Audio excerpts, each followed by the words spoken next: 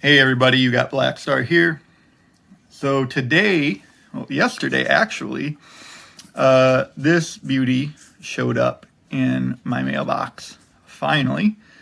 This is the DAFM Genesis. It is built by a guy in Spain using either the YM2412 or the YM34 or 3834 chip, which is from the Ssg Genesis. So something I never realized before I started looking at FM synthesis was that the old cartridge-based consoles like the NES, Super NES, Sega Genesis, Master System, depending on where you live, it was called different things. So they had basically an onboard synthesizer, an onboard FM synth, which was this chip right here. And it essentially worked like a player piano when you think about it. So the synth sort of code or song samples were that code or those instructions were in the cartridge. And when the cartridge played, it basically told the synthesizer that was sitting in the console what to play, which I think is really cool. That was a fun bit of trivia that I wasn't really aware of before. So there's this guy, Kasser Synths here. He is in Spain, and he basically designed and built this little synthesizer that runs off of this chip. It'll run you about $250 plus shipping, which is about $25. I think all total I paid $275 for this. I was looking at FM synths about a month ago, and the Mega FM came out, which is super cool looking, but like $600, which I just kind of for what it is. And I've heard it. It sounds great. It looks great. It looks like a lot of fun. But $600 for that to me is pretty ridiculous. Sorry, I don't mean to offend, but like I just to me personally, I'm just like, there's no way I'm paying $600 for that. So I was kind of looking at other options. I was looking at the Volca FMs, which by all accounts are great FM synths and very affordable FM synths. I've been looking at the Volca series. It looks it's sort of Korg's answer to the pocket operator, in my opinion. Very cool stuff. And then I actually stumbled upon a video and some sort of literature regarding this DAFM synth. So I looked into it. I ended up finding it. You can buy it through Tindy. There's two versions. There's a DIY version, which is a slightly different board that ends up being wider, and you have to literally solder everything into it. And then there's this version, which is the pre-built version. The DIY version, as far as I could tell, doesn't have a case that you can buy for it. So it's just an open board with some dials and then the touchpads. You're only saving, I think, like $50 to $100. So to me, having this really nice case with the nice encoder dials and everything just all out the gate, that made the most sense to me. So there's two versions out there. Check it out on Tindy. He is making an arcade version. I forget what the chipset is, but it's giving you eight levels of polyphony instead of the 6 with the 2412 and 3438. The Genesis version, I got the YM3438. The 2412 is the actual chip from the Ssg Genesis. The 3438 is the CMOS version of that chip. It has sort of a louder output, a higher output, I guess, and it's a little more clear. So if you're looking for true, authentic Like, this is literally what the Sega Genesis ran off of. You want the 2412 version.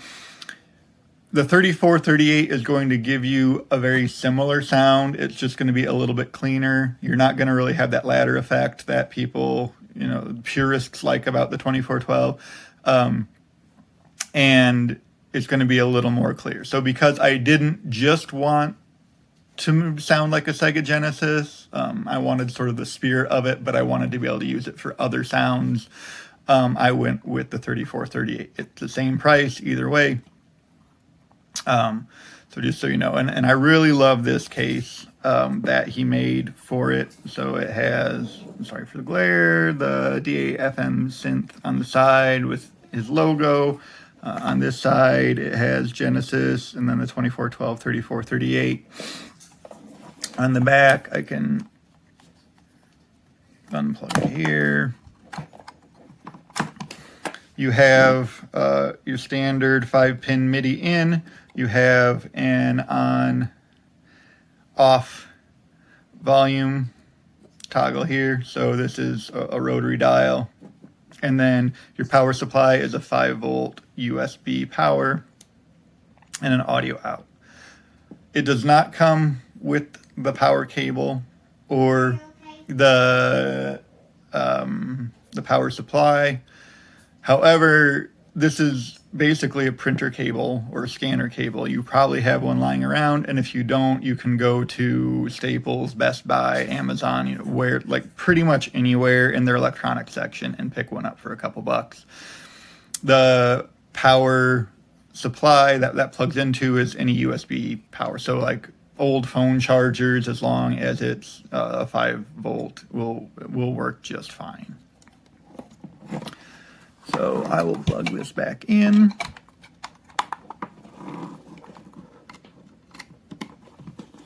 I don't need the MIDI in. I had it hooked up to my microKORG MIDI, playing with it a little bit there. For the purposes of this video, we're just going to get into the actual device, the synth itself. I'll probably do a video later with more of the MIDI stuff, but just a quick overview. You get this little guide that comes with it. It's a little lacking.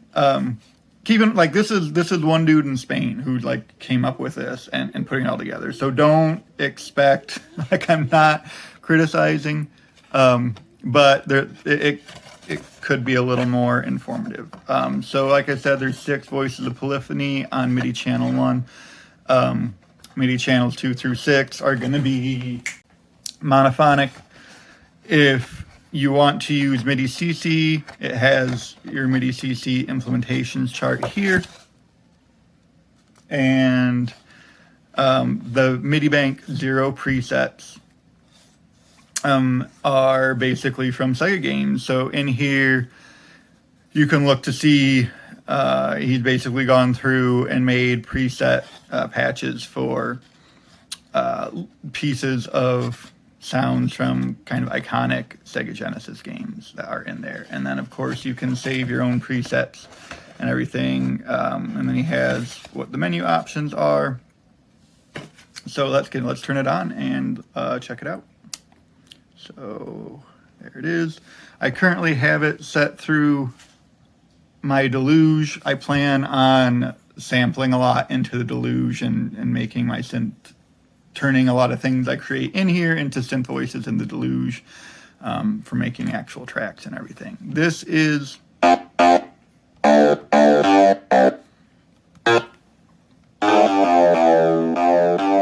you have a 1-octave touchpad here. If you want to change the octave, you'll hold down the left encoder and then use the right encoder to change your octaves. Obviously, if you have a MIDI device plugged in, you are able to use however many octaves you have on your MIDI device and shift that way. So the first menu is going to be your 4 operators and the current way that they're set up. So you can set them from modulators to carriers. there's a total of, I think, 7 algorithms, which are basically all the different combinations that these operators are able to be placed into. Operator 1 has a feedback modulation that you can control. So by pressing the right encoder, it's highlighting these, telling me that I can now change them using the left or the right. The left is going to increase and decrease my feedback sort of loop up to level 7. Up to, so at feedback 0, and then, so as we go up to 7, it's sort of smoothing out. And then our algorithms from 0 is your standard 1 operator to 2 operator down to 3 operator to 4 operator, which 4 operator is going to be your carrier. So the first 2 are modulating into the 4th carrier. 2 operator 1 is filtering into operator 3, while operator 2 is also filtering in. So you got 2 filtering into 3, 4 being the carrier. 2 is going to take 1 and 2 and plug them in right after 3. It's kind of a dirtier. 4, 3 is going into the 4th operator, and 1 and 2 are going into the 4th.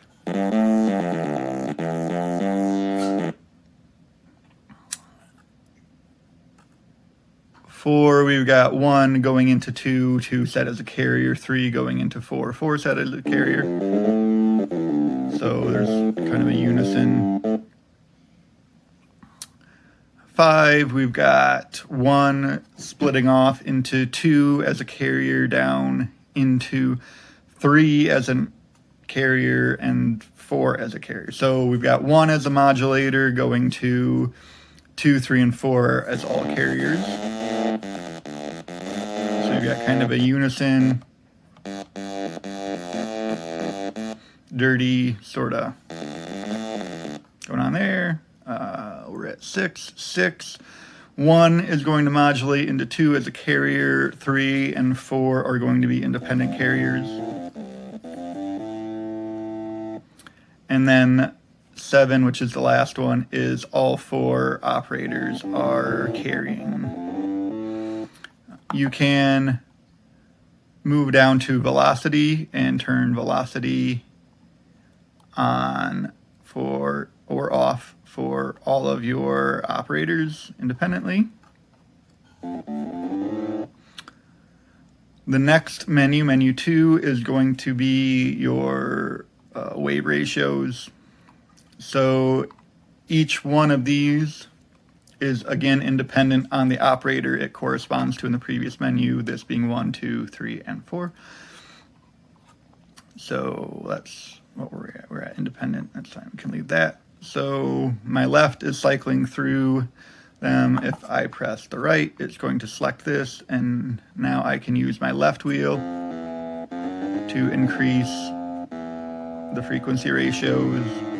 So operator 1 is going to basically pulse at 5 times what the standard pulse width would be.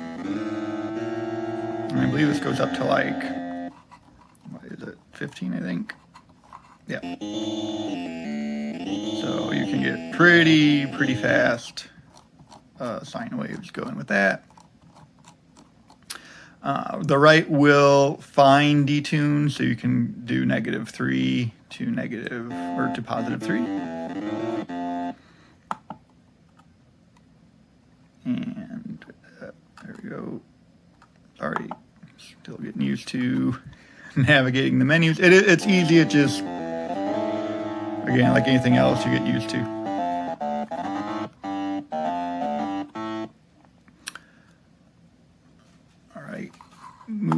move forward. This is your envelope menu. The top one is going to be your attack and total level. The second is your decay. The third is a secondary decay rate, and the fourth is rate or key scaling.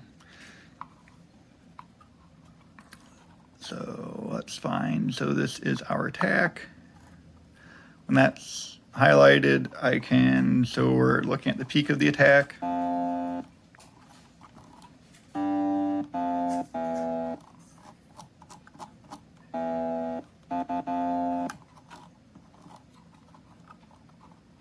And this is left and right, and this is up and down.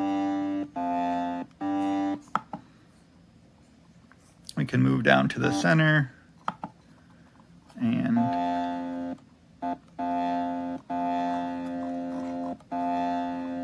increase or decrease the fall off. And the end will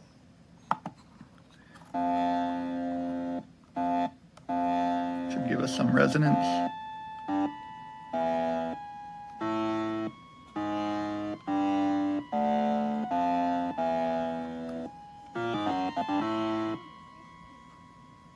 We're taking shape. So now you're starting to hear that resonance from the increased frequency ratio of our first operator. Up here, it actually doesn't say in the manual. What I think it is overall length. So obviously there's not enough room here to visually adjust or shrink the length of this envelope. So it's a numerical representation. The higher the number, the shorter the envelope is going to be. So I'll put that back down. Okay, we can move on to decay.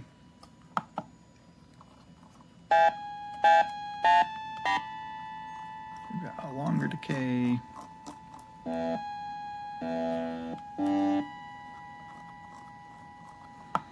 Again, we can move through increasing or decreasing drop off.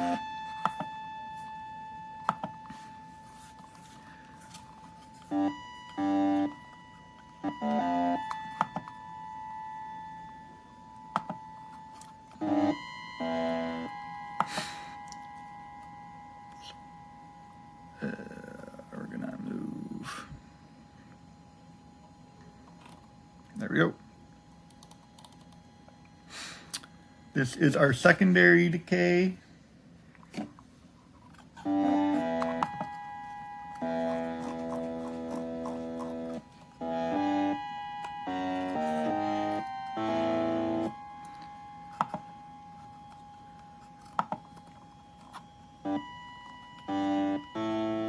Make that more.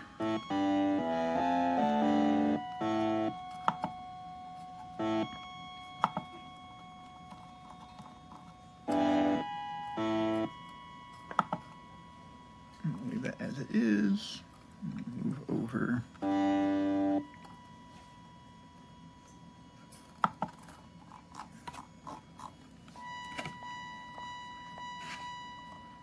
This is our rate key scaling.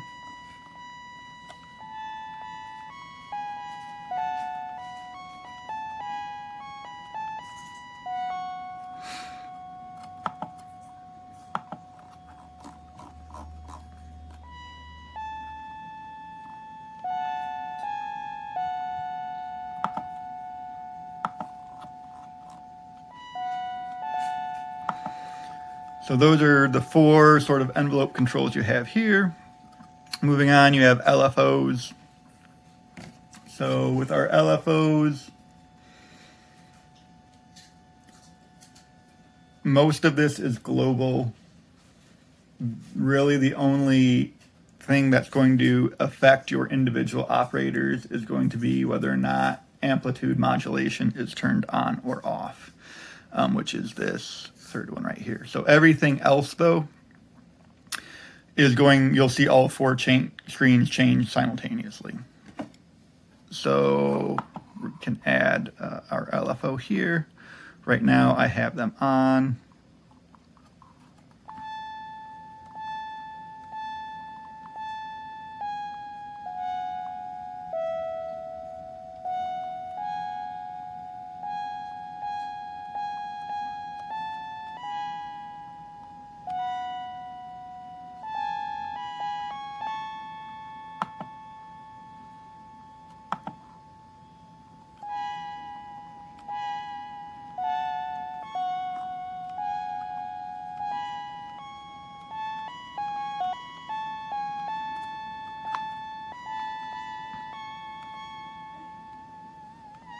So here we're controlling the sort of wavelength.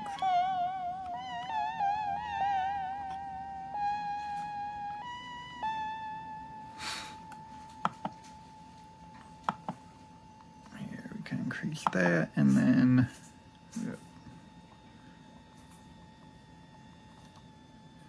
with the left one we can choose which operators this is turned on for.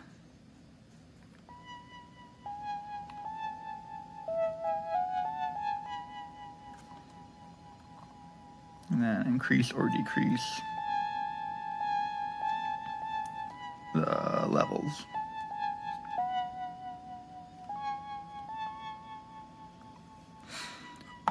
Next is our Ssg Envelope Generator. So this is going to use your attack and secondary decay base and loop it based on the selected sine wave for the selected operator. And so we can turn this on for operator 1. And then you're getting that peak and that drop off.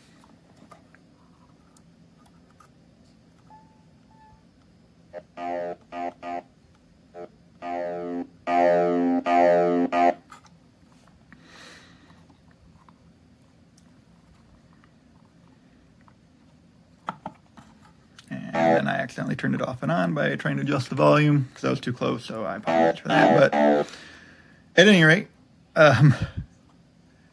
you can adjust that for each individual operator if you want to tackle that.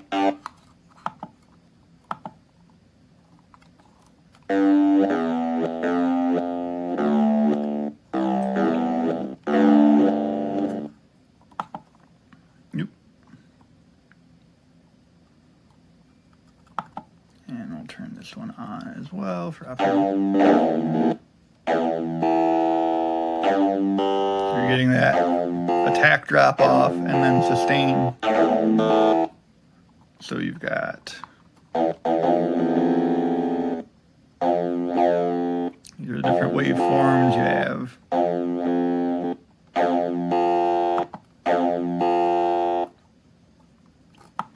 turn this one off so we're not getting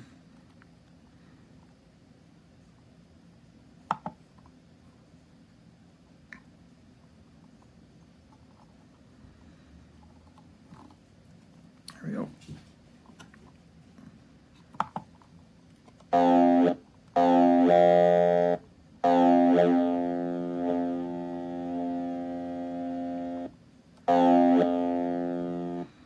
So this one, if I decreased my decay rate, it would continue to give that kind of tremolo, probably my secondary decay rate.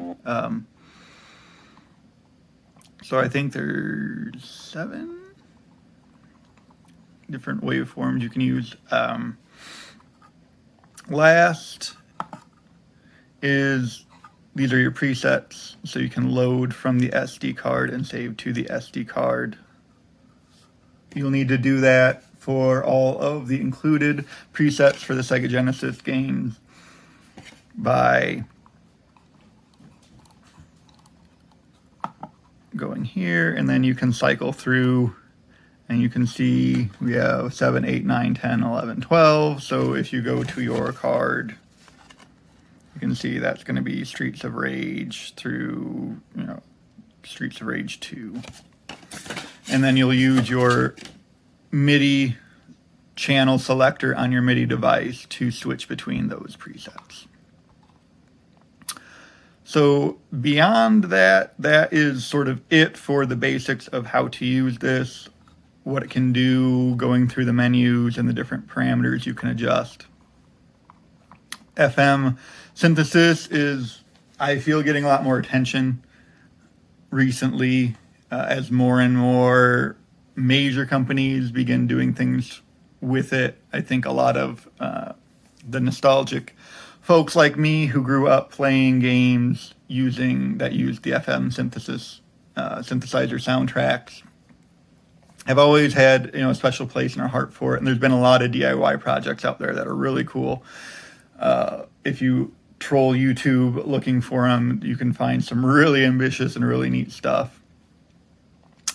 The Mega FM, which I mentioned, that'll run you about $600. I believe it has dual chips though, and more sort of analog feeling. You're not menu diving as much. There's a lot of very tactile, like everything you can do is pretty much a button or a slider on the device.